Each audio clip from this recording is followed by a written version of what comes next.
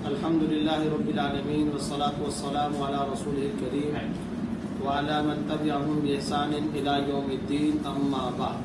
Programme مسائل اور ان کا حل میں خوش آمدید۔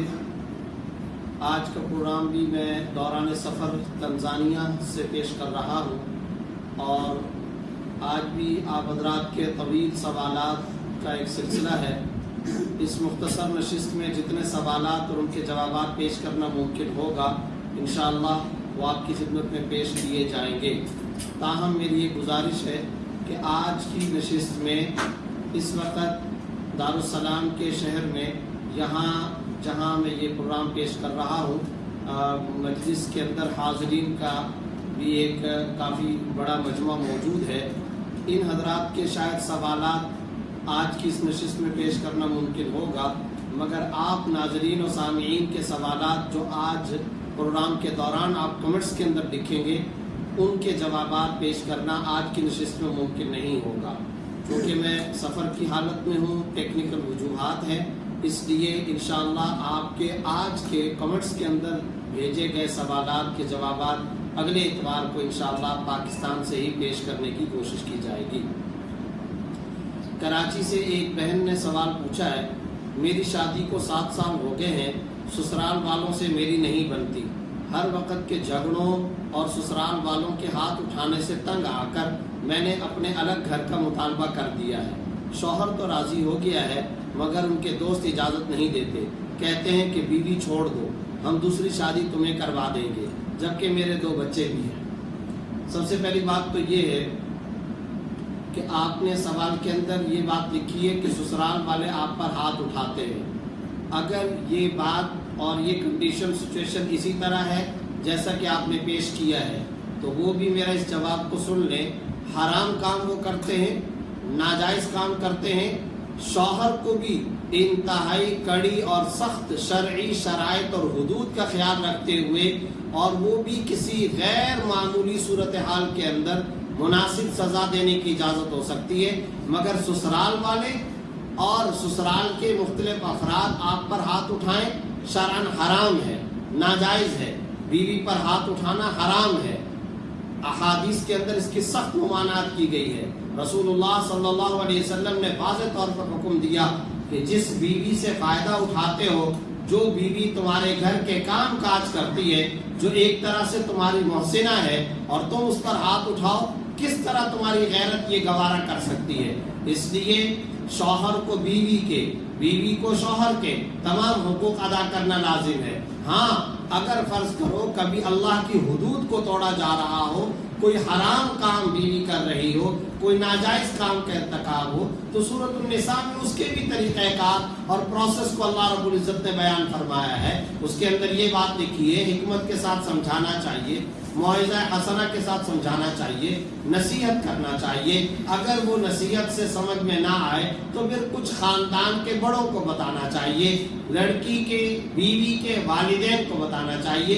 اس کے بہت سارے پروسیس ہیں، بہت سارے طریقہ کار ہیں، لیکن یہ کہ اس کے اوپر ہاتھ اٹھانا اور اسے سزا دینا بالکل نامناسب اور غلط اور ناجائز طریقہ ہے۔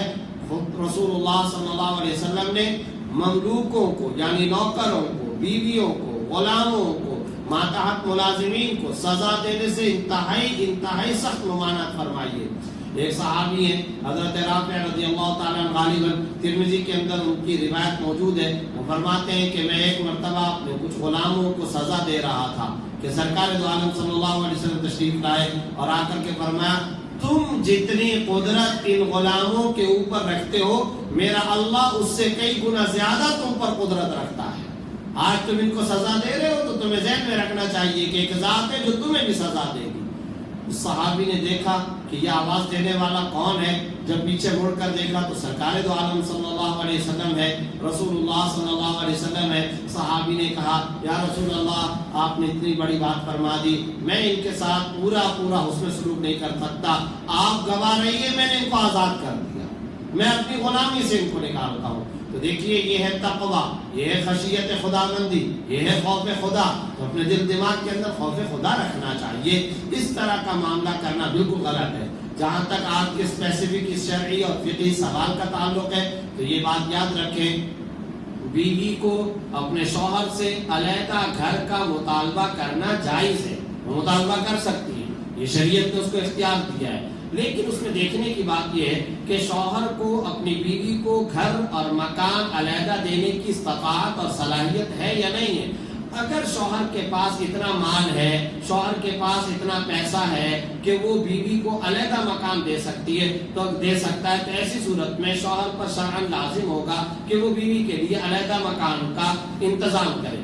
لیکن اگر شوہر کے پاس اتنی استطاعت نہیں ہے، اتنی مالی استعداد اگر موجود نہیں ہے، تو پھر ایسی صورت میں اگر وہ اپنے ماں باپ کے ساتھ اپنی بیوی کو رکھنا چاہتا ہے تو رکھ سکتا ہے، لیکن اس صورت کے اندر بھی کرنا یہ چاہیے کہ جب بیوی شوہر سے علیحدہ گھر کا مطالبہ کرے تو کچن، باتھ روم، اسی طریقے سے کھانا پکانے وغیرہ کا انتظام علیحدہ کر دیا جائے، اس کے لیے کمرہ وغیرہ کا انتظام علیحدہ کر دیا جائے۔ جب تک شوہر کو بیوی کو علیحدہ گھر دینے کی صلاحیت اور استعداد نہیں ہے تو وہ اسی طرح کمبائنڈ فیملی میں رکھ سکتا ہے، مگر کھانے پکانے کا اور کچن وغیرہ کا علیحدہ انتظام کر لینا چاہیے۔ امید ہے کہ مسئلہ واضح ہو گیا ہوگا۔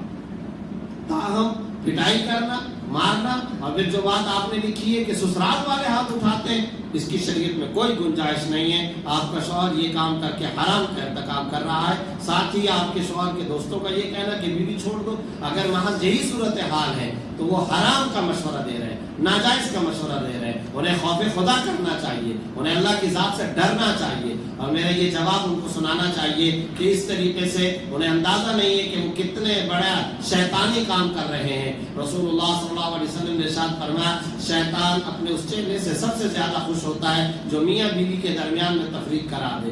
جو شخص میاں بیوی کے درمیان میں تفریق کراتا ہے، اللہ قیامت والے دن اس کے اور اس کے اعزاء اور ماں باپ کے درمیان میں تفریق کرا دیں گے۔ یہ حدیث کے اندر وعیدیں موجود ہیں۔ محمد فیضان صاحب نے گجرات انڈیا سے پوچھا ہے، اگر سفر میں ظہر کی نماز قضا ہو جائے تو عصر کے وقت پہلے ظہر کی نماز پڑھیں گے یا عصر کی، اور قصر پڑھیں گے یا قضا پوری پڑھیں گے؟ ہمارے یہاں جاب کے لیے امتحان ہے، آپ دعا فرما دیں کہ میری جاب لگ جائے اور کوئی وظیفہ بھی بتا دیں۔ سب سے پہلی بات تو یہ ہے کہ آپ نے جو سفر کے بارے میں نماز کا پوچھا ہے، تو جو نماز سفر میں قضا ہوتی ہے اسے جب بھی ادا کیا جائے گا وہ قصر ہی ادا کیا جائے گا۔ ایک اصول یاد رکھیں، جو نماز جس طرح واجب ہوگی بعد میں جب قضا کریں گے تو اسی طرح لوٹائیں گے۔ مثلا آپ اپنے گھر کے اندر، اپنے ملک میں، اپنے وطن کے اندر موجود ہیں، آپ کی ظہر کی نماز قضا ہو گئی، اب آپ وہ نماز سفر کی حالت میں ادا کرنا چاہتے ہیں تو 4 رکعت ہی ادا کریں گے، کیونکہ جب وہ نماز واجب ہوئی تھی تو 4 رکعتیں واجب ہوئی تھی۔ تو جو نماز جس طرح واجب ہوگی اسی طرح آپ کو ادا کرنی ہوگی۔ اور اگر آپ سفر کی حالت میں اور آپ کی ظہر کی، عشاء کی، عصر کی نماز قضا ہو گئی تو اب آپ اگر اپنے وطن کے اندر بھی پہنچ گئے، اپنے علاقے میں بھی پہنچ گئے، اب اگر آپ اس نماز کی قضا ادا کرنا چاہتے ہیں تو 2 رکعت ہی ادا کریں گے۔ جو نماز جس طرح واجب ہوگی اسی طرح اس کو ادا کرنا لازم ہے۔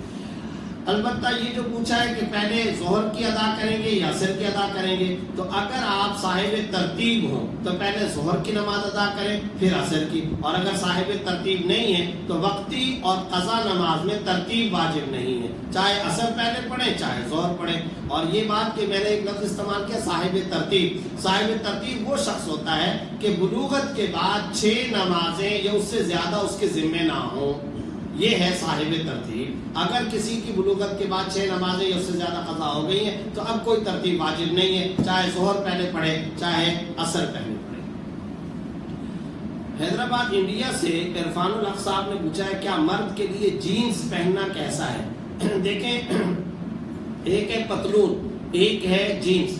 تو پتلون اگر تو وہ تنگ نہ ہو، کشادہ ہو، کھلی ہو، تو وہ تو پہننا جائز ہے، اس میں شرم کوئی حرج کی بات نہیں ہے، پہن سکتے ہیں۔ لیکن جینز یا پینٹ اس طرح کی کہ جو بہت زیادہ تنگ ہو، جس سے اعضاء کی بناوٹ اور ساخت کا پتہ چلتا ہو، تو وہ ناپسندیدہ اور مکروہ اور ایک طرح سے شرعی نقطہ نظر سے بالکل ناپسندیدہ لباس ہے، اور خاص طور پر نماز کے اعتبار سے اس کے اندر کراہت آ جاتی ہے۔ حرام نہیں کہیں گے، اس کو یہ نہیں کہیں گے کہ اس نے کوئی بہت بڑا کوئی جرم کر لیا، لیکن آپ جانتے ہیں کہ نماز کے لیے صلحہ کا لباس پہننا چاہیے، ایسا لباس پہننا چاہیے جو ڈھیلا ڈھالا ہو۔ تو اگر کوئی پتلون پہنتا ہے بالکل صحیح ہے، اس میں شرم کوئی حرج کی بات نہیں ہے، شلوار قمیض پہنتا ہے اس میں بھی کوئی حرج کی بات نہیں ہے۔ جینز یا اتنی تنگ پینٹ کہ جس میں اعضاء کی ساخت اور بناوٹ نظر آتی ہو، یہ نماز کے لیے خاص طور پر کراہت کا سبب ہے، اس لیے اس سے احتراز کرنا چاہیے۔ محمد حذیفہ صاحب نے پوچھا ہے، ایک وقت میں 2 سگی بہنوں سے شادی ہو سکتی ہے؟ بالکل نہیں ہو سکتی ہے۔ قرآن کریم کے اندر اللہ رب العزت نے وضاحت کے ساتھ سورہ نساء میں اس کو حرام قرار دیا ہے، وَأَن تَجْمَعُوا بَيْنَ الْأُخْتَيْنِ، 2 بہنوں کو ایک نکاح میں جمع کرنا حرام ہے، اس لیے اس سے احتراز کرنا ضروری ہے۔ انہوں نے پوچھا ہے، آپ نے اپنے پچھلے پروگرام میں فرمایا تھا کہ عورت مصنوعی انگوٹھی نہیں پہن سکتی، وجہ بتا دیں۔ عورت انگوٹھی اگر پہنے گی تو سونے کی یا چاندی کی، سونے یا چاندی کے علاوہ آرٹیفیشل انگوٹھی نہیں پہن سکتی، یہ شرعی مسئلہ ہے۔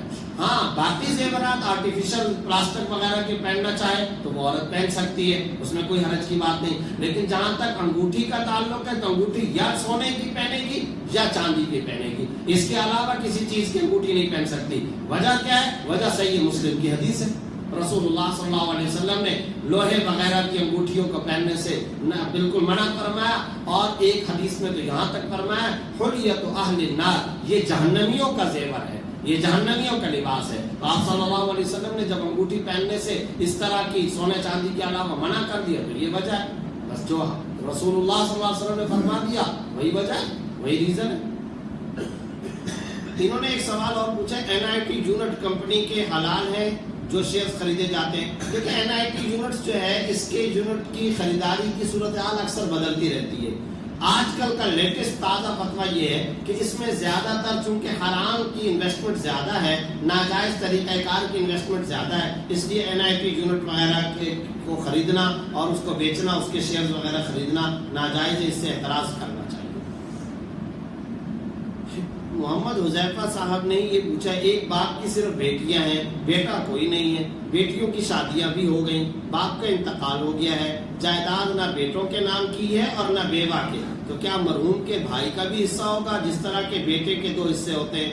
دیکھیں پہلی بات تو یہ کہ آپ نے یہ میراث کا مسئلہ پوچھا ہے، اور میں نے میراث کے مسئلے کے بارے میں پہلے کئی دفعہ یہ بات کہی ہے کہ محترم ناظرین و سامعین، آپ کسی مستند دارالافتاء سے جا کر کے لکھت کے اندر فتویٰ حاصل کیا کریں۔ وجہ اس کی یہ ہوتی ہے کہ میراث کے مسئلے میں بہت سارے ورثاء کو دیکھنا پڑتا ہے کہ وہ ورثاء موجود ہیں یا نہیں۔ اب آپ نے یہاں سوال تو بھیج دیا، لیکن اس میں آپ نے یہ نہیں لکھا کہ مرحوم کے والدین زندہ ہیں یا نہیں، دادا دادی زندہ ہیں یا نہیں، نہ والدین کا ذکر نہ دادا دادی کا ذکر۔ تاہم اب آپ نے پوچھ ہی دیا ہے تو میں بتائے دیتا ہوں، اگر مرحوم کے والدین اور دادا دادی موجود نہ ہو تو پھر کل مال کے 24 حصے کر لیں، کل مال کے 24 حصے کر کے 3 حصے مرحوم کی بیوہ کو ملیں گے اور 16 حصے تمام بیٹیوں میں برابر برابر تقسیم ہوں گے۔